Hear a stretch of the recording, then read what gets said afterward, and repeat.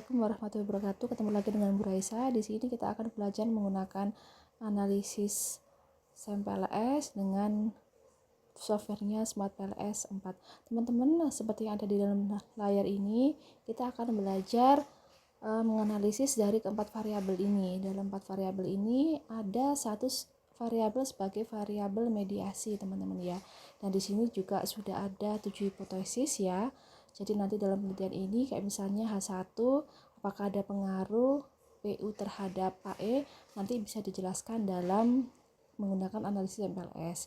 Dan tujuan penelitian ini peneliti ingin mengetahui apakah ada hubungan atau pengaruh antara variabel perceivableness, perceived credibility, dan PWOM terhadap purchase intention, di mana dalam penelitian ini jumlah sampelnya sebanyak 160 responden dan disimpulkan dengan hipotesis H1 sampai H7. Silakan bisa teman-teman baca dari ketujuh hipotesis tersebut. Dan dalam menggunakan analisis MPLS ini, kita bisa menggunakan tahap yang pertama, yaitu tahap outer model, di mana dalam tahapan outer model itu kita bisa melihat apakah item ataupun variabel itu bisa diukur untuk melihat tingkat validitas dan reliabilitasnya, teman-teman. Dan untuk melihat tingkat reliabilitasnya itu, dan dalam penelitian ini ada 160 responden, teman-teman. Ini yang kita masukkan yaitu itemnya aja ya, mulai dari PU1 sampai AE5, teman-teman ya. Ini teman-teman bisa kalian kopas dan kalian masukkan ke dalam sheet baru nanti untuk item indikator dari kuesioner sudah dibagikan kepada responden. Teman-teman tinggal menyalin aja mulai dari PU1 sampai AE5 dan kalian bikin sheet baru. Sheet barunya namanya SEM-PLS agar bisa memudahkan kita dalam memasukkan data nanti ke dalam Smart PLS 4. Seperti itu. Analisis yang akan kita gunakan terlebih dahulu yaitu outer model, teman-teman ya. Oke, sebentar kita buka Smart PLS-nya, kita pilih new project, teman-teman ya. Setelah itu kita masukkan nama projectnya apa, kita masukkan belajar SEM-PLS. Oke, setelah itu bisa kita create dan akan muncul import data dan model datanya seperti apa, teman-teman. Kita pilih yang import data, kita masukkan kuesioner tadi, hasil dari kuesioner tadi, hasil dari datanya tadi. Oke, dipastikan bahwa sheetnya sudah benar. Tadi kita sudah ganti nama sheetnya yaitu SEM-PLS. Oke, kita pilih. Nah, akan muncul datanya seperti yang ada di dalam layar. Setelah itu kita pilih save ya, teman-teman. Oke, kita pilih oke. Dan akan ada indikator 18, sampelnya 160 dan mesin value-nya 0 ya. Situ juga sudah ada penjelasan mengenai statistika deskriptif dari datanya. Oke, sudah terlihat ada 160 sampel. Kita pilih create model, kita pilih PLSM. Di situ ada berbagai macam modelnya, bisa menggunakan CBC, bisa menggunakan regression. Tapi dalam sesi ini kita bisa menggunakan PLSM, teman-teman. Setelah itu kita pilih, kita ketik namanya, kita gunakan nama SEM-PLS gitu aja ya. Oke, kita pilih save. Setelah itu akan muncul seperti ini, ada 18 indikator ya, teman-teman ya. Cara yang pertama, teman-teman bisa dipilih aja variabel yang pertama yaitu PU1 sampai PU4 itu silakan bisa teman-teman blok ya, teman-teman ya, bisa teman-teman highlight ya, bisa teman-teman drag dari PU1 sampai PU4.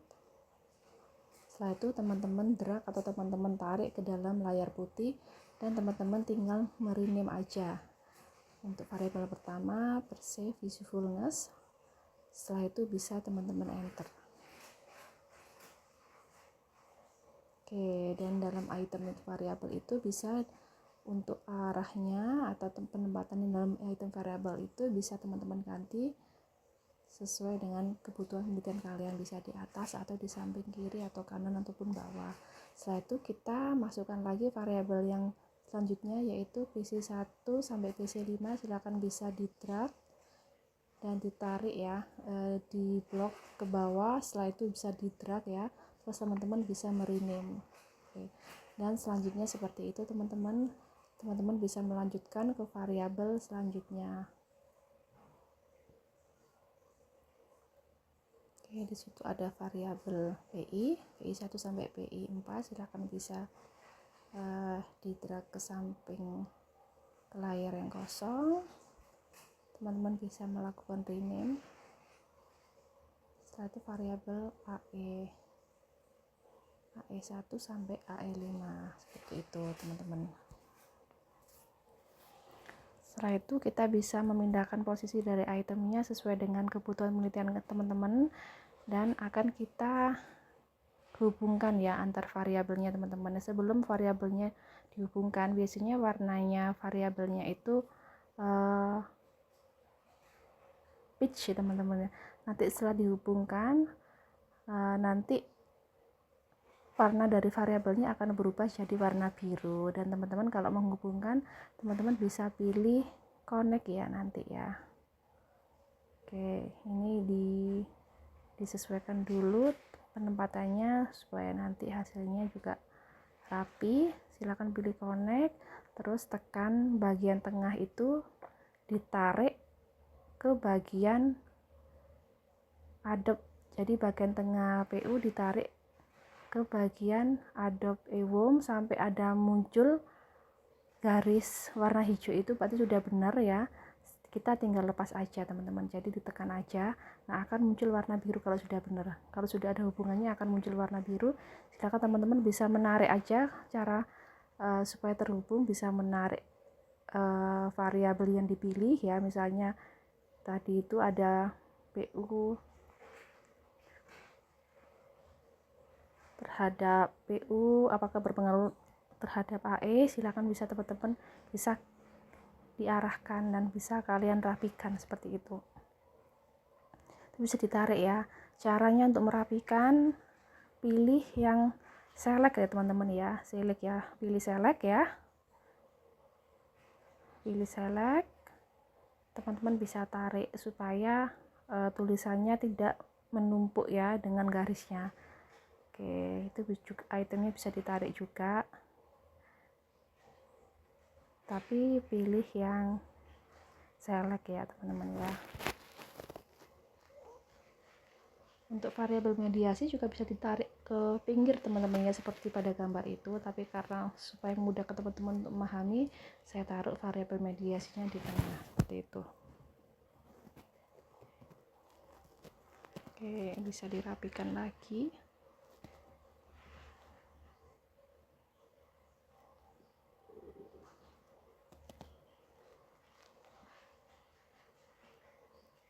Oke, setelah itu kita pilih calculate PLS SEM algorithm untuk mengetahui hasilnya, untuk melihat hasil dari overloadingnya dan index AVE. Dan supaya hasilnya tidak berubah atau tidak hilang, silakan teman-teman bisa pilih save ya nanti ya. Oke teman-teman, dalam overloading ini, outer model ini terbagi dalam convergent validity, discriminant validity, dan reliability. Ya, yang pertama harus kita lihat yaitu nilai dari outer modelnya.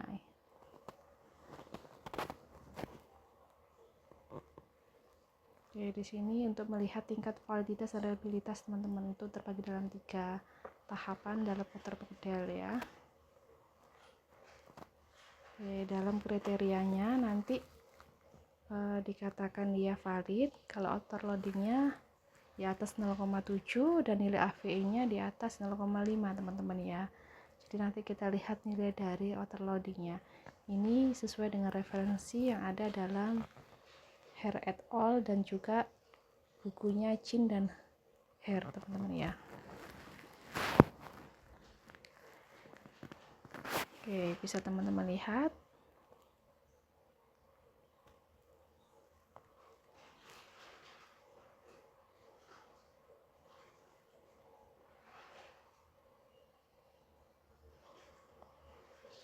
Oke, kita akan lihat hasilnya seperti apa.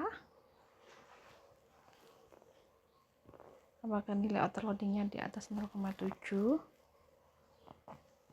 dan nilai AV-nya di atas 0,5.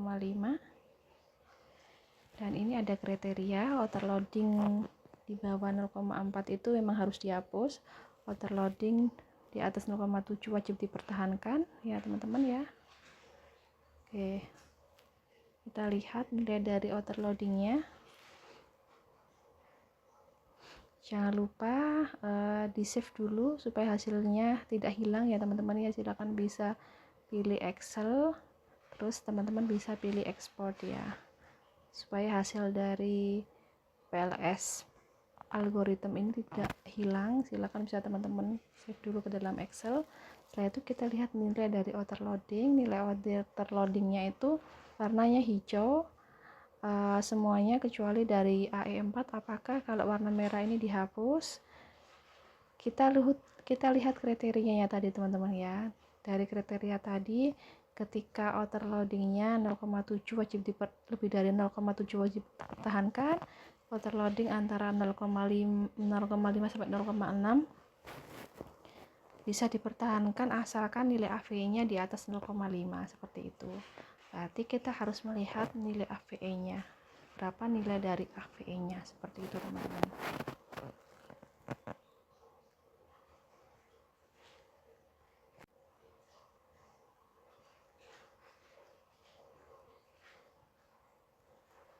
Oke, kita bisa lihat nilai dari AVE-nya di construct reliability dan validitas dan reliability. Ternyata nilai AVE-nya semuanya hijau, berarti valid ya teman-teman, sehingga nilai dari overloading tidak perlu dihapus teman-teman, seperti itu. Ini merujuk dari sumbernya Chin dan Her et al.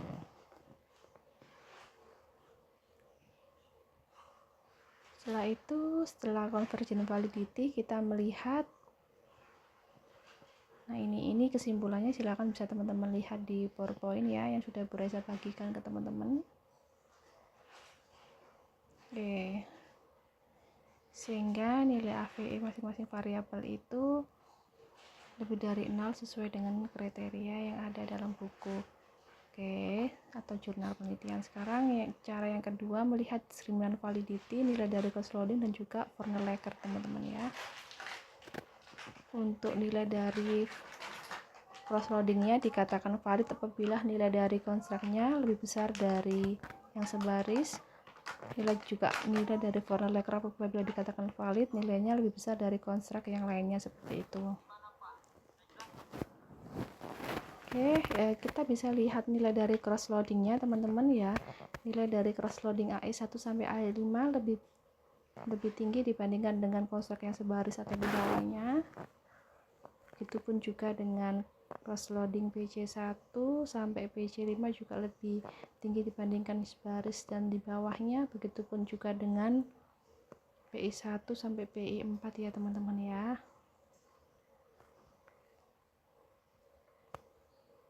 Oke, setelah itu kita bisa lihat dari nilai dari Fornelecker-nya. Ternyata Fornelecker, kita lihat nilai dari Adobe Waveform itu lebih tinggi dibandingkan dengan nilai yang di bawahnya teman-teman, sehingga Adobe Waveform itu itemnya merepresentasikan dari variabel Adobe Waveform. Begitupun juga dengan nilai dari Perceived Credibility ya, teman-teman bisa lihat itu juga lebih tinggi dibandingkan dengan nilai konstruk di sebelahnya. Begitupun juga dengan nilai perceived usefulness juga lebih tinggi dibandingkan dengan konstruk yang sebelahnya. Begitupun juga nilai dari PI, sehingga dikatakan nilai dari diskriminan validity-nya valid ya teman-teman ya. Untuk penjelasannya silakan teman-teman bisa melihat di file yang sudah Bu Raisa bagikan ke teman-teman, seperti itu.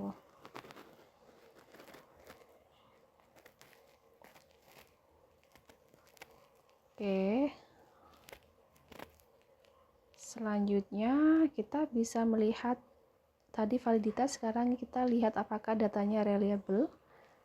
Oke, dengan nilai dari close alpha di atas 0,7, ROA di atas 0,7, dan composite reliability di atas 0,6 teman-teman. Nanti untuk lihat nilai dari cross alpha ini tadi di construct validity dan reliability teman-teman.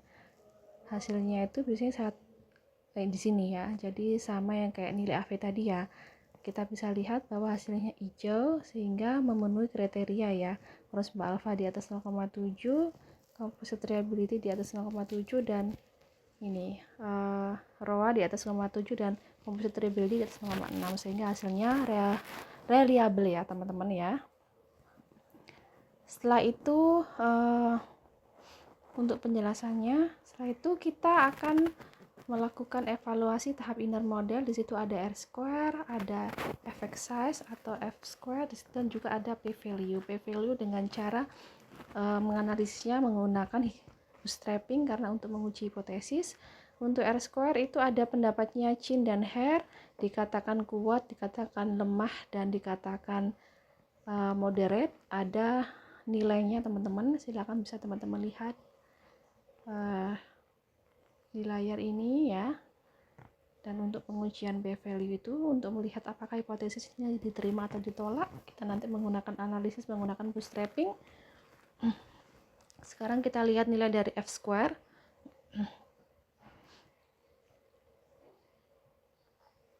Nilai dari F square-nya untuk Adobe Ewo 0,455, untuk purchase intention 0,682. Itu menjelaskan bahwa tingkatnya moderate ya teman-teman. Kalau kita merujuk dari Hare et al 0,6 dan 0,6 itu moderate ya. Kalau 0,4 itu juga masuk ke dalam moderate, sehingga maksudnya variabel perceivableness, perceived credibility, dan juga adaptive Ewom itu mampu membentuk variabel PI sebesar 66,2, sisanya dipengaruhi oleh variabel lain. Begitu juga dengan Ewom ya teman-teman ya, 4,4, sehingga variabel PU dan PC itu dalam bentuk Ewom sebesar 44,52%, sisanya dipengaruhi oleh variabel lain. Seperti itu ya teman-teman ya.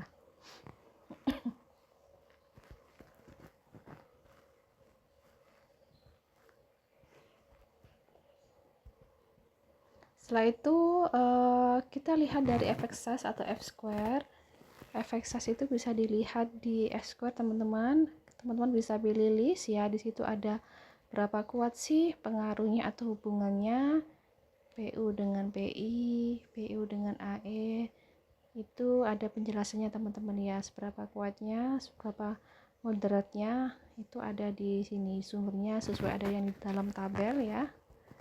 Jadi penjelasannya bisa teman-teman baca. Kalau nilainya misalnya pengaruh PU terhadap PI itu masuk kategori pengaruh kuat ya teman-teman, karena nilainya berapa itu ada sesuai itu ya, sehingga hasil dari hipotesisnya. Oke, sekarang